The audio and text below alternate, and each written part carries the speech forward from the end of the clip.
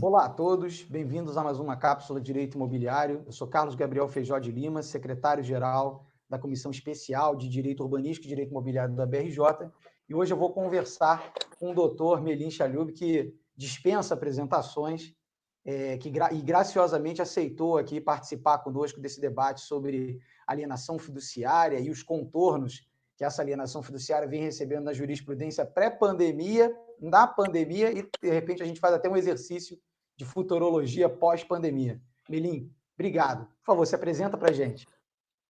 Bom dia, Carlos Gabriel. Muito obrigado pelo convite.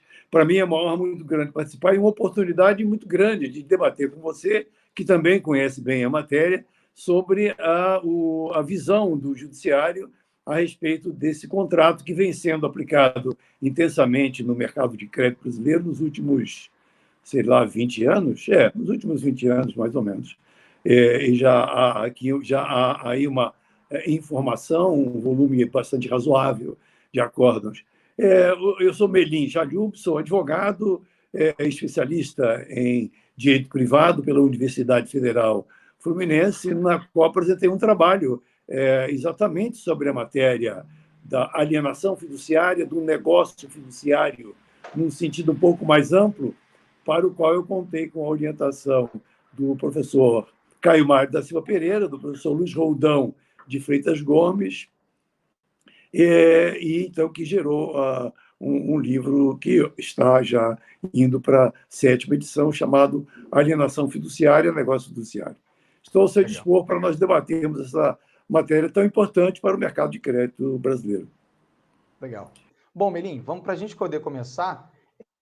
Acho que o primeiro ponto seria interessante a gente fazer uma contextualização. Então, nos ajuda aqui a contextualizar. Como é que é a relação promessa de compra e venda e alienação fiduciária quando empregadas à incorporação imobiliária? Como é que é essa dinâmica?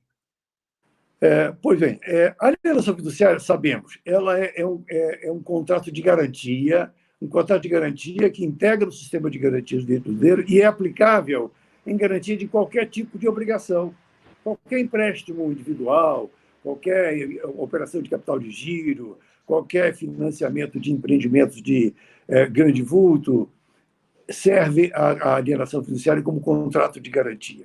Ela tem sido empregada mais largamente, mais intensamente, em maior escala, na incorporação imobiliária, que é uma atividade que nós sabemos que se caracteriza pela alienação de unidades no curso da construção. É uma atividade que já vem regulamentada desde 1964, de enorme importância na economia nacional e, aliás, de enorme importância na economia de qualquer país, a construção civil. A alienação fiduciária é empregada nesse contexto no momento da entrega das chaves. A promessa de compra e venda é um contrato empregado usualmente durante a construção, fase na qual o adquirente paga em torno de 20% a 30% do preço de venda. Quando da entrega das chaves, e até por expressa disposição da Lei 4.591, o incorporador tem o direito de reter a unidade imobiliária enquanto não recebe a integralidade do preço. E, nesse momento, então, o promitente comprador tem que efetivar o pagamento integral do preço com seus próprios recursos. Mas, na grande maioria dos casos, os promitentes compradores não dispõem desses recursos. E, para esse fim, então, tomam financiamento, seja de banco, ou seja, até mesmo do banco que financiou a construção do empreendimento, ou do próprio empresário, do próprio incorporador que executou a obra.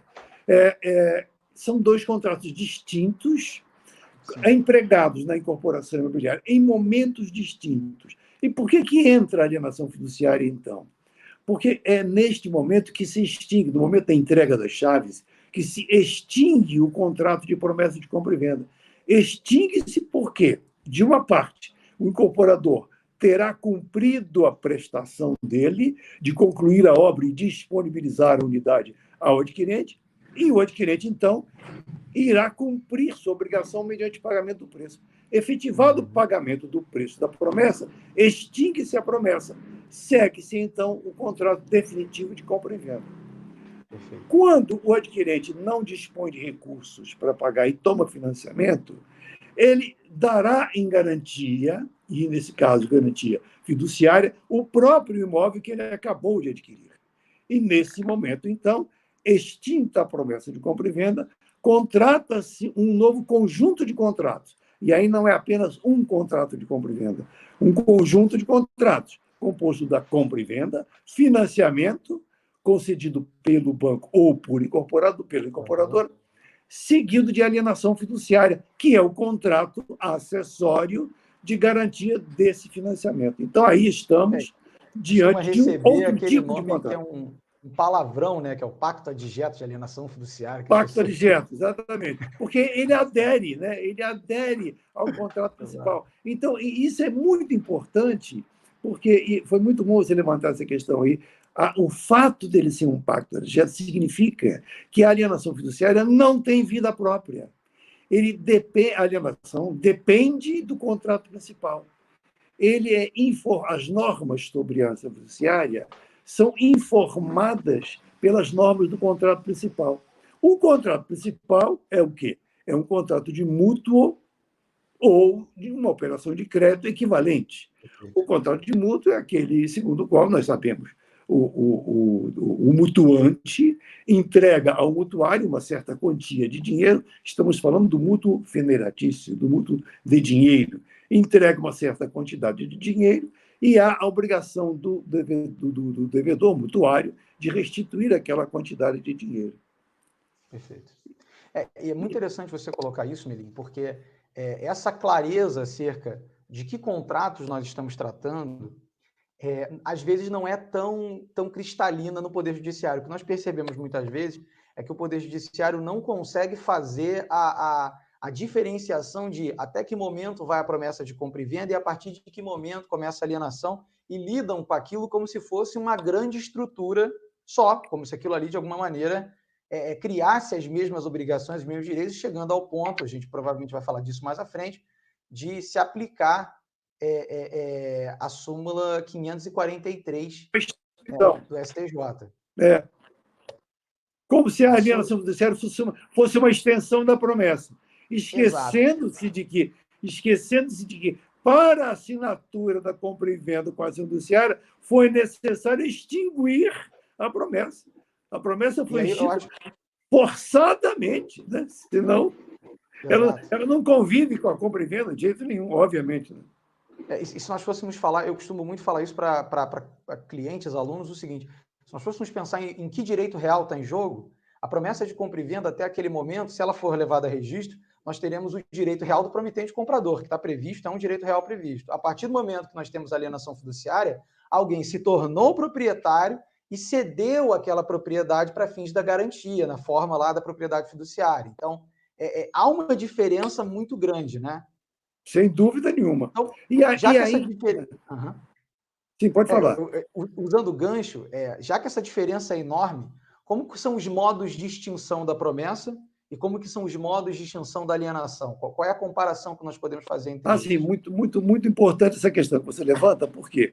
Porque é aí que reside essa digamos, desprezo do judiciário por essa diferença substancial, né? Por essa diferença, aliás, Gabriel, diferença de categorias.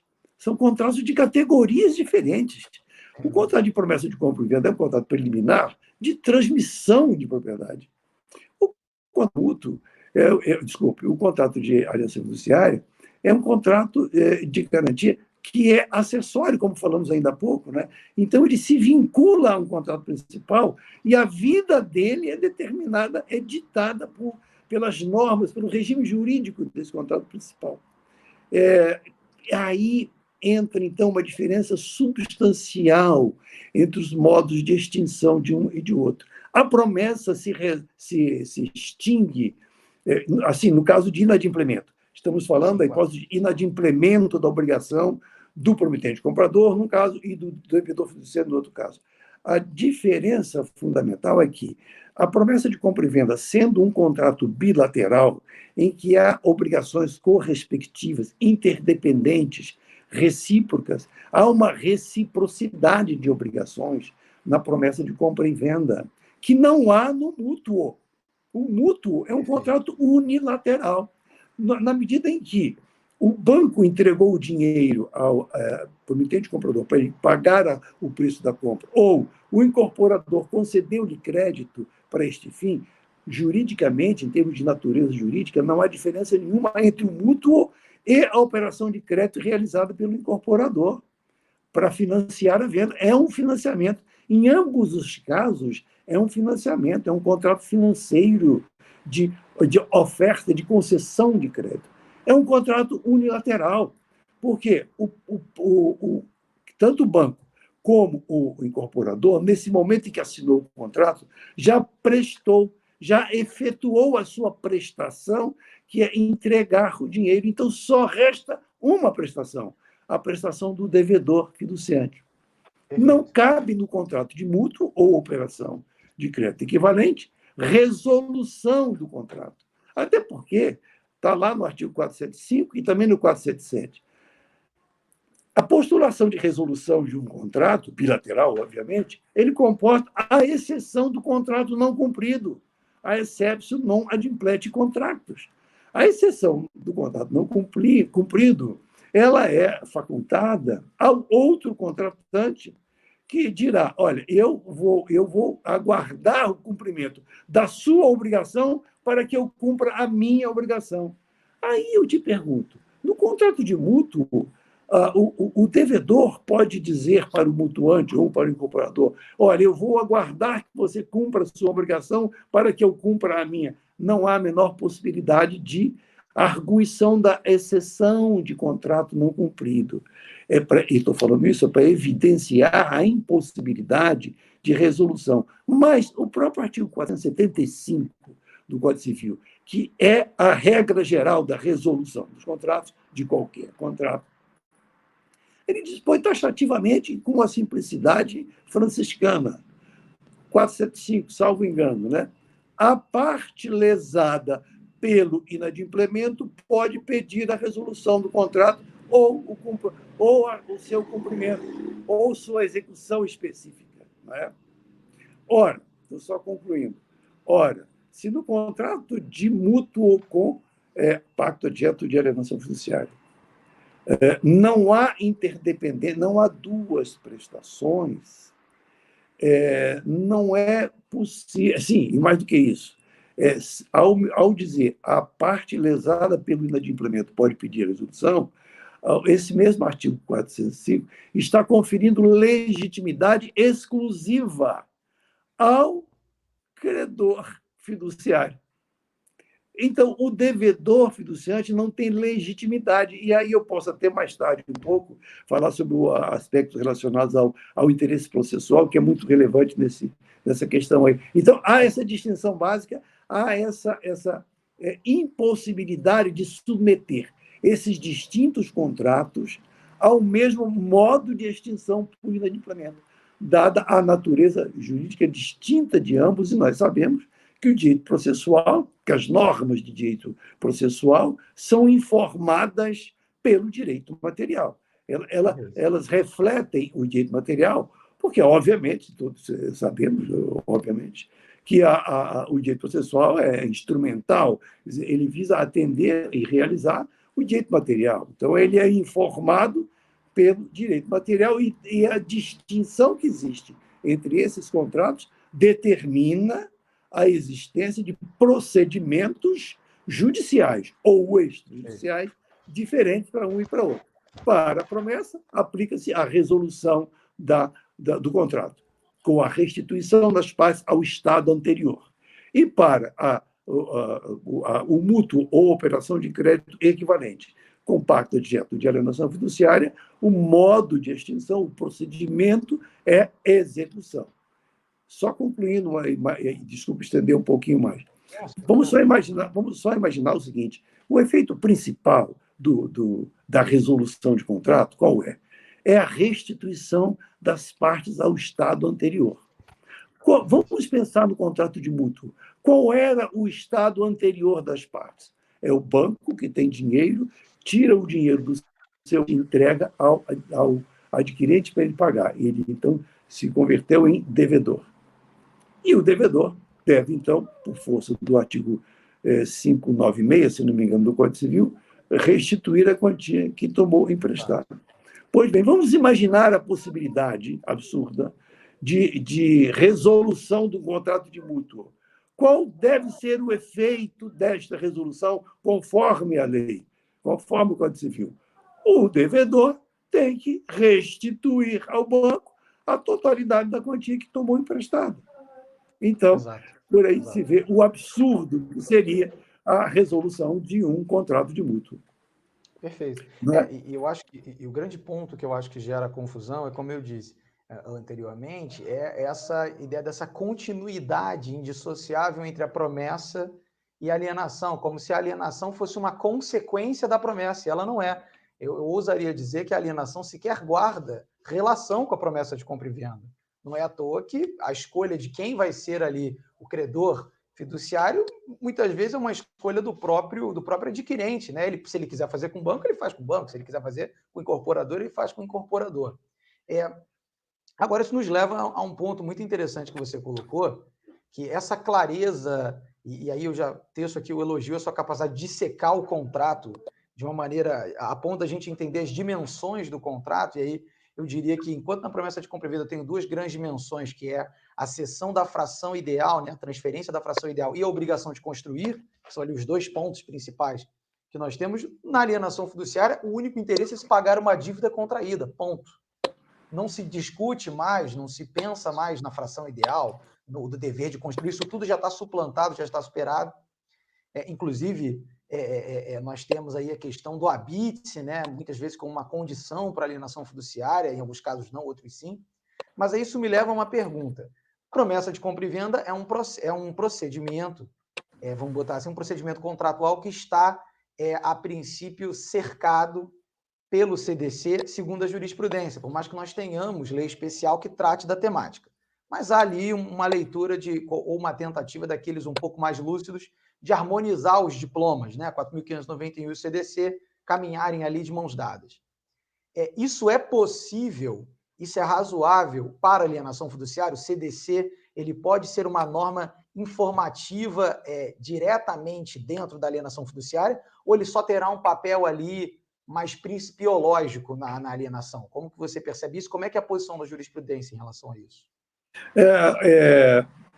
Tem havido muita divergência sobre isso ainda tem, apesar de tanto tempo de vigência do Código, e apesar da definição da jurisprudência. Eu vou citar dois acórdãos aqui, você lembrou muito bem, me fez lembrar dois acórdãos do STF e do STJ, que geraram repetitivos e súmula vinculante do STF até. Bom, vamos lá. O Código do Consumidor, nos contratos de compra e venda com alienação fiduciária, ou até mesmo de empréstimo com alienação fiduciária, que caracteriza em relação de consumo, e a caracterização é dada por quê? É dada pela vulnerabilidade da parte do tomador do empréstimo e do destinatário final do bem ou da coisa, ou do serviço, né? Enfim, aquelas características que tipificam a relação de consumo. O Código do Consumidor, sabemos nós, não define, não tipifica contrato nenhum. Ele se aplica a toda espécie de contrato, todas as espécies de contrato, e se aplica naquilo que diz respeito à busca do equilíbrio substancial entre as partes contratantes, sem, contudo, interferir na funcionalidade, na conformação do contrato e na função do contrato. Os contratos devem cumprir a sua função conforme definidos no Código Civil e nas leis especiais.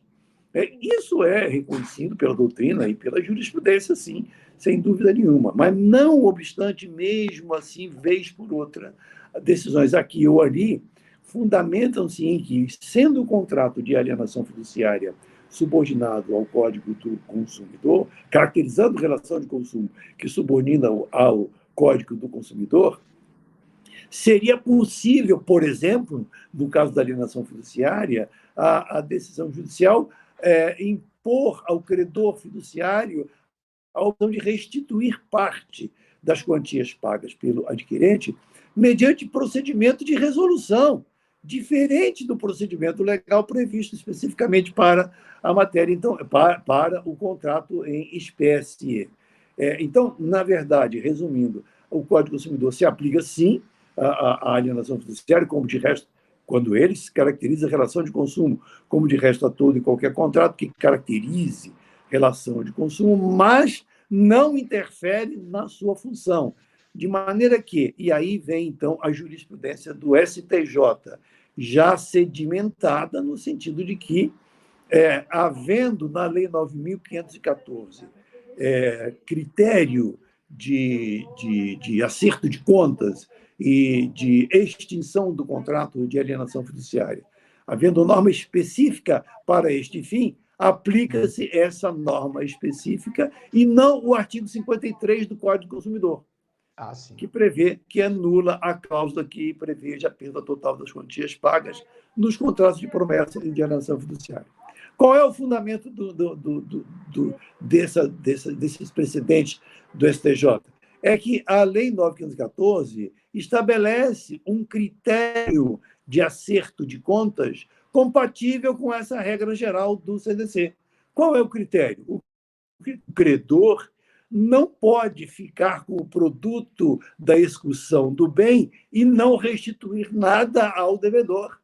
Ele tem que colocar, o credor tem que colocar o bem objeto da garantia em leilão, tem que vender o bem e do produto do bem ele se apropria do quanto correspondente ao seu crédito e tem que restituir ao devedor fiduciante a quantia que sobrar, o que restar daquela quantia. Isso é compatível com o princípio geral do enriquecimento sem causa, que é o princípio que orienta o artigo 53 do Código do Consumidor.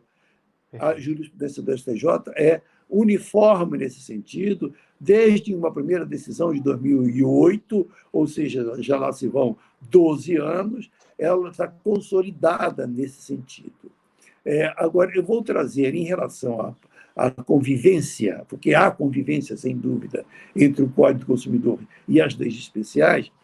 Há dois acordos muito importantes, um do STJ e um do STF. No STJ, naquela ação direta de inconstitucionalidade proposta pelos bancos em relação à aplicação do Código do Consumidor nas operações bancárias, o STJ decidiu que se aplica, sim, o CDC às operações bancárias, mas ressalvou que, no caso no que tange a tipificação do contrato financeiro, prevalecem as normas que tipificam esse contrato, e não as normas do CDC. E a lei, e no que tange à jurisprudência do STF, o Supremo definiu, uns 2 anos atrás, em relação a um recurso extraordinário com repercussão geral, em relação à aplicação da Convenção de Varsóvia, no que tange à indenização por perda de bagagem. Essa norma, essa convenção, prevê um limite de indenização e o Código do Consumidor não prevê esse limite. A discussão foi prolongada no STF e o Supremo definiu em tese, firmou a tese da prevalência, que, aliás, não é nem uma tese, ela confirmou a prevalência da lei especial sobre a lei geral, considerando que a Convenção de Varsóvia ela é caracterizada como lei ordinária, o Código do Consumidor é uma lei ordinária, assim considerada pelo Supremo, e, portanto, sendo da mesma hierarquia, a solução do problema do eventual conflito de normas se dá pelo critério da especialidade. Prevalece a lei especial, que é a lei correspondente à Convenção de Varsóvia, sobre a lei geral, que é o Código do Consumidor. Do mesmo modo que já está consagrado no STJ em relação à alienação fiduciária, prevalece a lei especial da alienação fiduciária, 9.514, sobre o Código do Consumidor, que é o artigo 53. Eu acrescentaria isso que você colocou, um ponto que nós tivemos a oportunidade de endereçar naquele congresso que teve na Barra da Tijuca, que nós participamos do painel de alienação, que é exatamente o ponto de que toda lei especial ela trabalha com um equilíbrio fino da relação jurídica. As relações jurídicas elas são complexas por si só, então o equilíbrio ele é muito delicado. toda vez que eu trago normas que não estão dentro daquele equilíbrio, ou que não foram pensadas para aquele equilíbrio para dentro, eu produzo novos desequilíbrios. E esses novos desequilíbrios têm consequências não só jurídicas, como mercadológicas. E, por exemplo, quando muitas pessoas indagam, mas os bancos ou então os incorporadores estão tornando cada vez mais difícil a alienação, estão exigindo mais coisas para a alienação. A razão disso é óbvia, é porque quando você tem uma insegurança acerca da aplicação da alienação ao caso concreto, ou da garantia de que aquela garantia funcionará como manda a lei especial, eu tenho que me cercar de mais benefícios, eu tenho que me cercar de uma maior facilidade para conseguir gerar aquilo. Então, existe uma visão e falta, muitas vezes, uma abordagem consequencialista de decisões, como as que permitem a resolução de uma alienação fiduciária, seja de que forma for, para o mercado. A alienação fiduciária hoje, e você tem uma participação enorme nisso, ele hoje é a forma de garantia que nós temos para a alavancagem de quase todo o nosso sistema de crédito. A alienação fiduciária ela é a garantia real que nós mais utilizamos.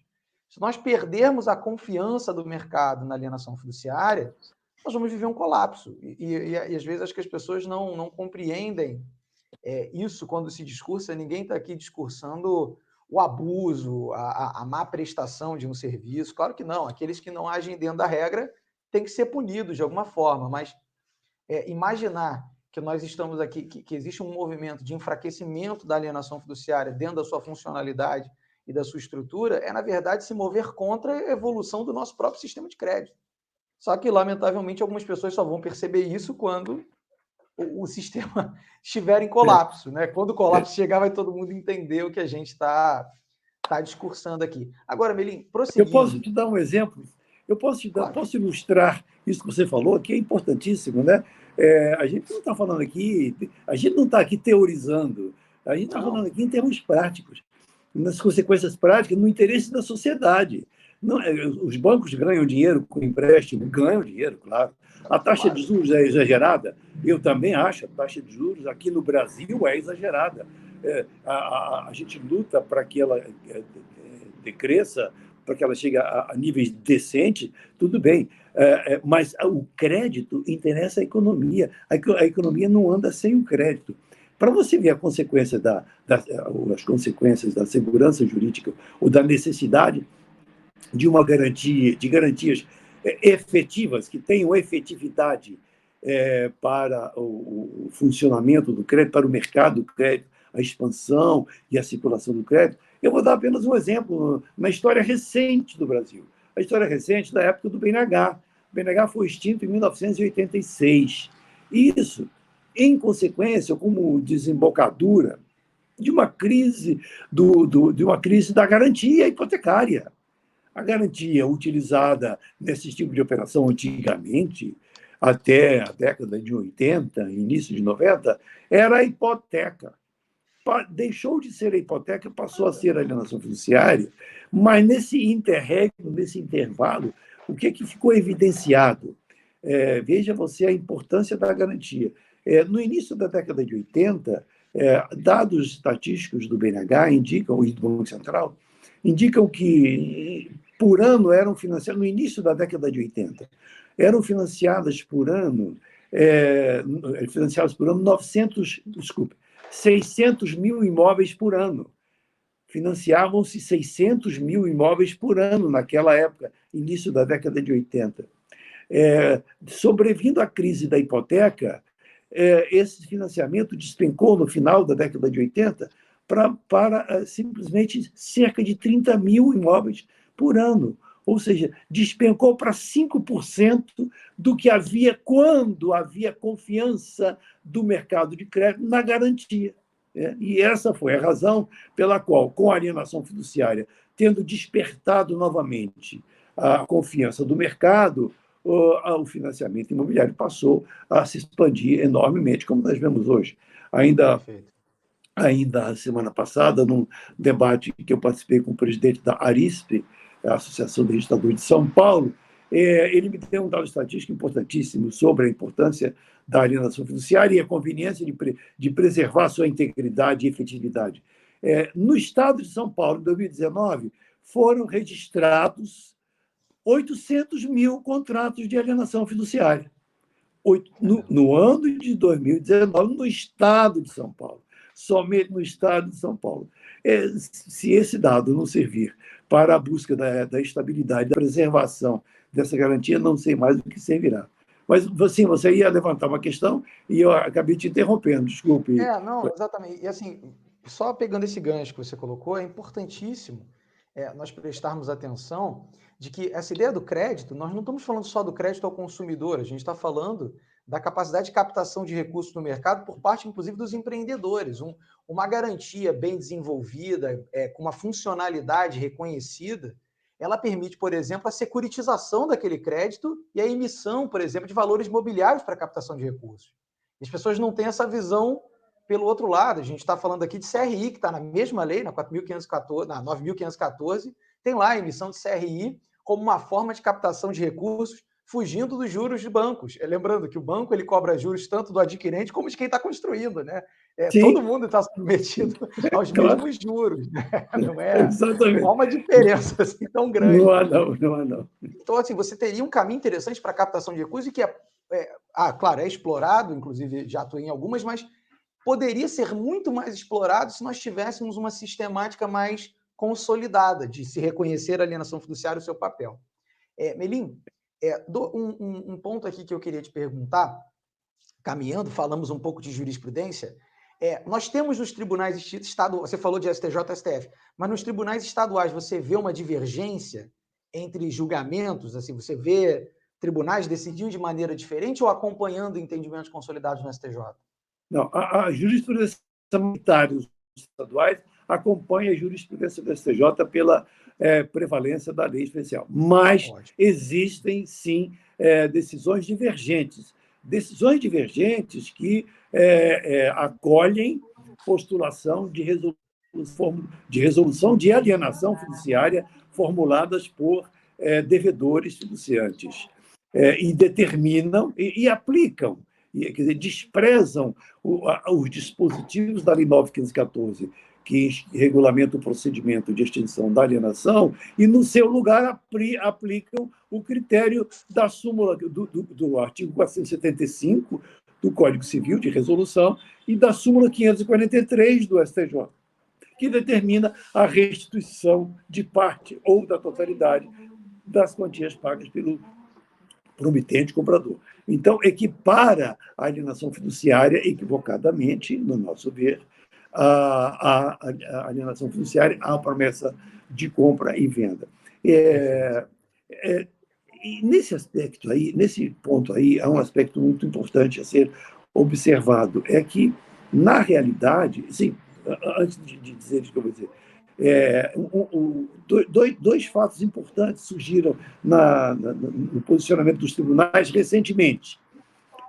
No STJ, foram selecionados 2 recursos especiais para afetação, foram indicados à afetação. Sim. 2 recursos especiais envolvendo ações de resolução de alienação fiduciária. E foi ao ministro Antônio Carlos Ferreira para apreciação se ele admitia ou não admitia a afetação desses recursos. Ele rejeitou a afetação desses 2 casos, a despeito de já haver o STJ consolidado sua posição pela inadmissibilidade da resolução de alienação fiduciária. Mas qual foi o fundamento dele? É que, nesses 2 casos que foram selecionados, o devedor fiduciante, quando propôs a ação de resolução da alienação fiduciária, se encontrava adimplente. E ele, então, fundamentou-se em que, tendo em vista que os precedentes do STJ, todos eles, se referem à ação de resolução propostas por devedor fiduciante inadimplente, não havia semelhança com o caso proposto à afetação e, portanto, ela não poderia ser emitida. Tecnicamente, está correta a decisão de rejeição da afetação. Mas, no meu modo de ver, até acho que o inadimplemento já ocorrido ou o requerimento, a proposição de ação de resolução pelo devedor adimplente corresponde a uma manifestação de inadimplemento anteriormente ao termo.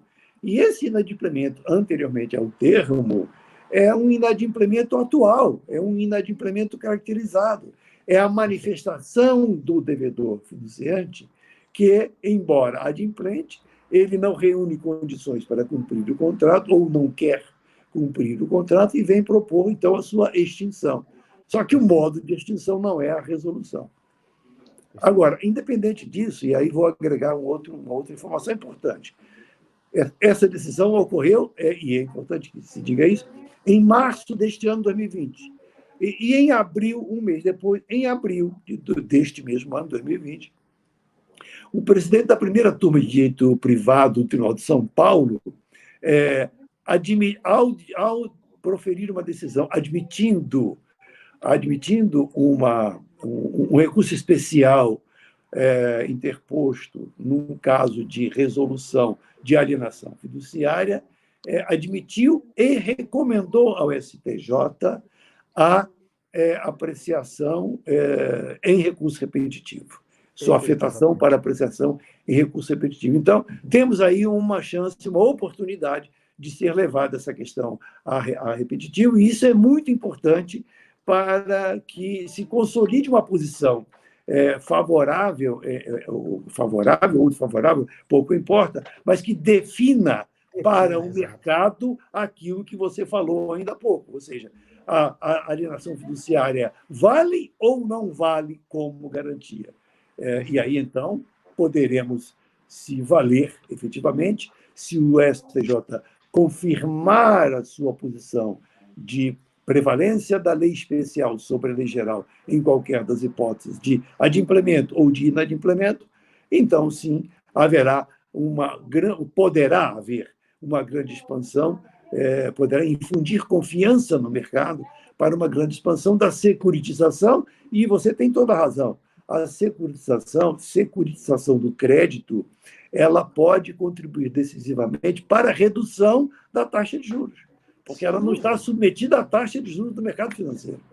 É uma operação diferente. Competidor, né? A securitização, ela, na verdade, ela compete com o mercado bancário. A verdade é essa. Exatamente.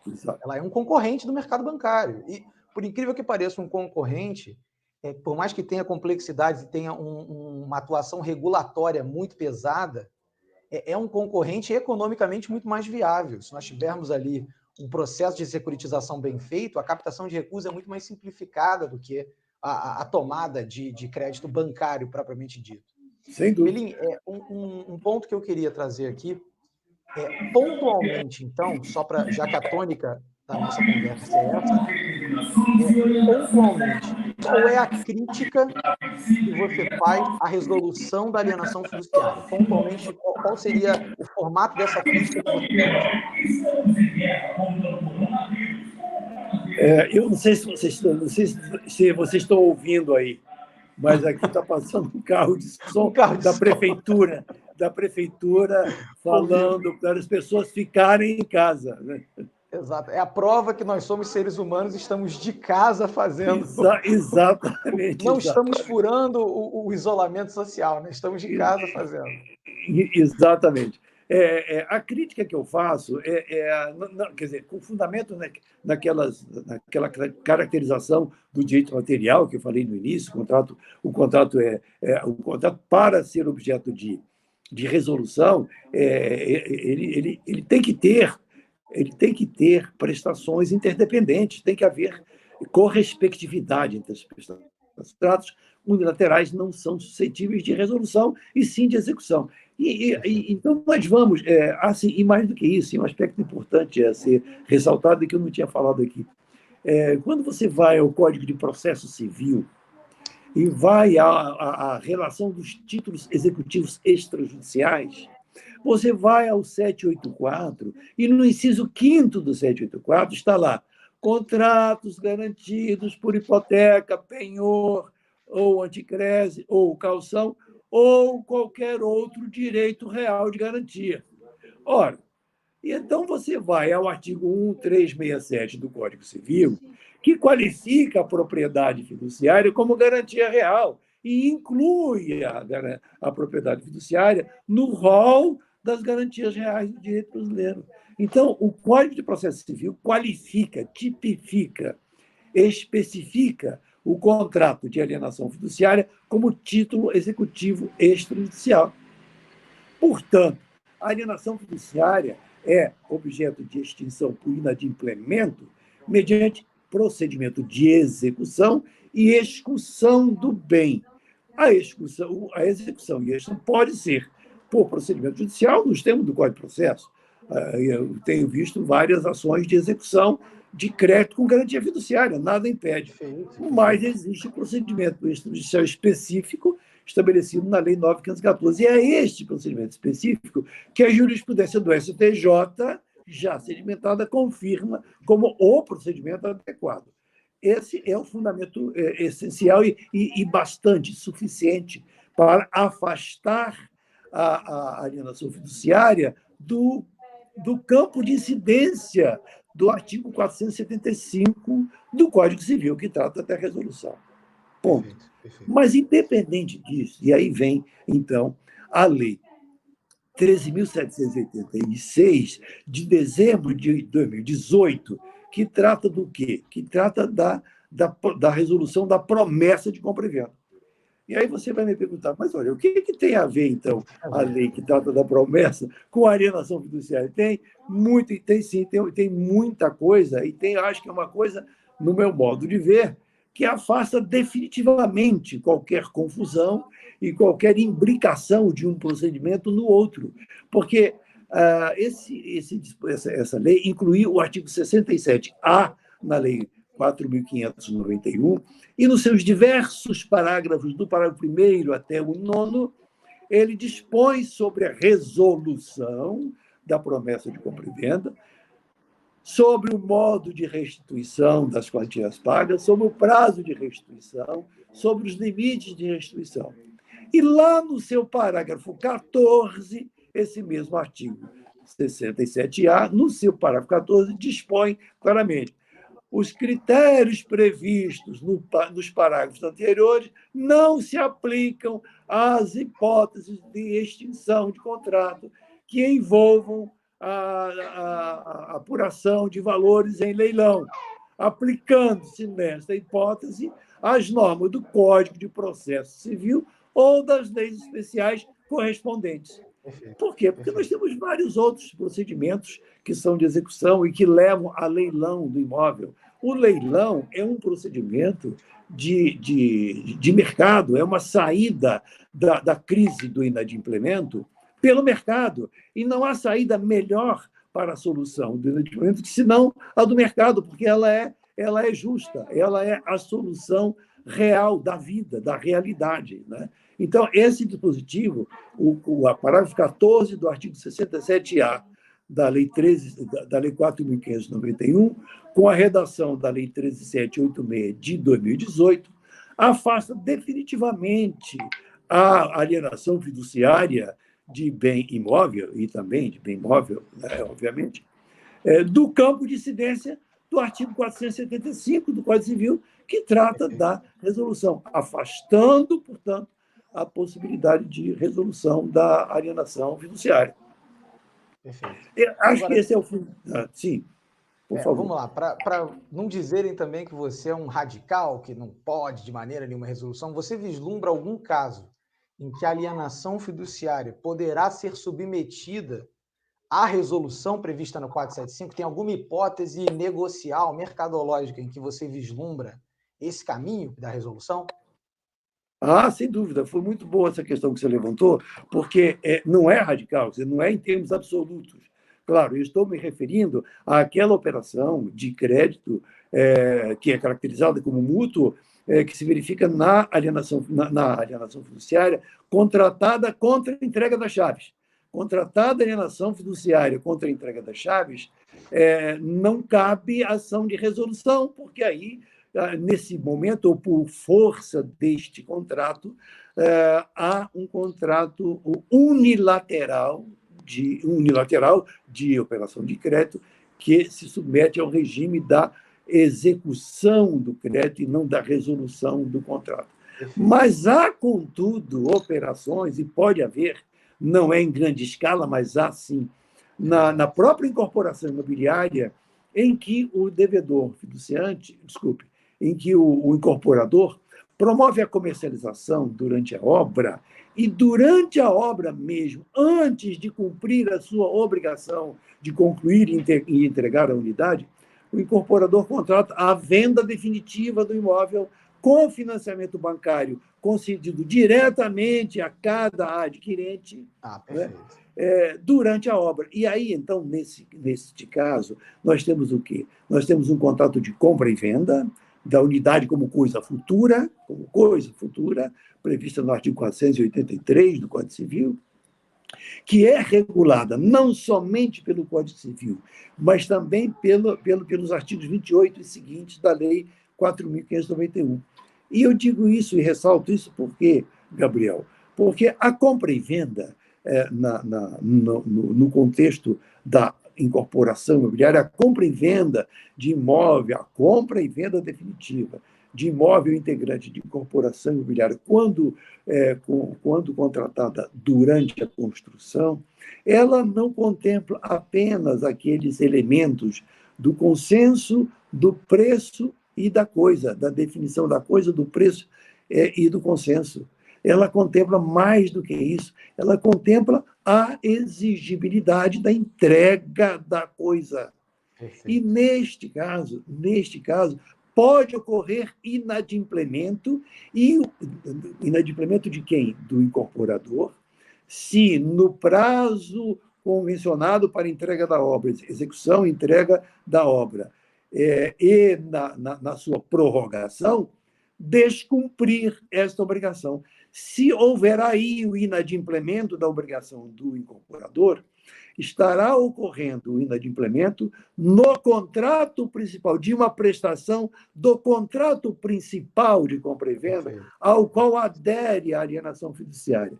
Neste caso, cabe sim a resolução da compra e venda com financiamento e pacto adjeto de alienação fiduciária, e, neste caso, a alienação fiduciária será arrastada pela resolução da compra e venda, né? Pela resolução da compra e venda. Não só porque ela é um contrato acessório da compra e venda com financiamento, mas também porque ela é um contrato coligado, porque esses três contratos operam em termos coligados. E a gente sabe que, quando há contratos coligados, que compõem uma operação que tem um fim econômico comum, este fim econômico comum pode ser frustrado pelo inadimplemento de um dos contratos. E o inadimplemento de um dos contratos atinge todos os demais e leva à resolução de todos os demais. Neste caso, sim, neste caso, em outros semelhantes, pode operar-se, sim, a resolução da alienação fiduciária, mas por via reflexa da resolução do contrato principal. Perfeito. Perfeito. Inclusive, eu acrescento a isso que, mesmo que algumas pessoas discutam, né, se mesmo esse pacto que é feito originariamente, ainda no curso das obras, possa ser considerado uma compra e venda de coisa futura, né, daquela discussão se a coisa é futura ou não, ou se, na verdade, o que há é a obrigação de construir a acessão. O ponto é, essa alienação fiduciária vai ser vitimada porque aquela compra e venda tem uma obrigação de fazer dentro dela e que não foi cumprida. Há uma obrigação ali contratual que não foi cumprida e, no arrasto, ela falece junto, né? Então, e é muito interessante. Então, a resolução ela não é nem da alienação. A alienação morre porque morre a compra e venda, né? Ou seja, a alienação continua incólume. Na verdade, ela só vai morrer porque o contrato principal falece junto. Exatamente. Muito interessante o falecimento do contrato principal ou de um dos contratos coligados, pouco importa, é que determina o falecimento dos outros contratos. Perfeito. E o que mantém rígida a alienação, é isso que eu acho interessante, né? O quanto a alienação ela permanece com a sua natureza, com a sua funcionalidade, e só é derrubada porque existe um problema no contrato principal. O contrato da alienação em si está lá mantido, a princípio, né? Exatamente. Muito legal. Melim, queria te agradecer, já passamos aqui até do tempo desse encontro. Mas é um prazer, passamos e passaria até ainda mais se pudesse, mas só para a gente manter o padrão, eu lhe devolvo a palavra para as suas considerações finais para a gente poder encerrar aqui o nosso encontro.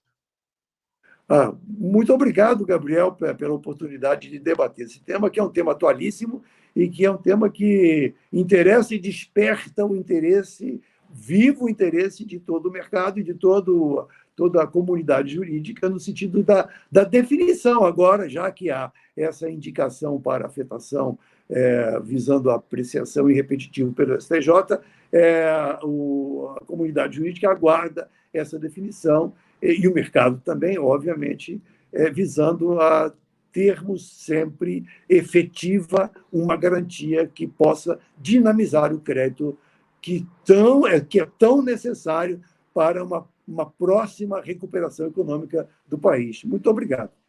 Perfeito. Melim, eu queria te agradecer mais uma vez. Nós somos aqui da Sedud, nós somos muito gratos de cerrar fileiras com você.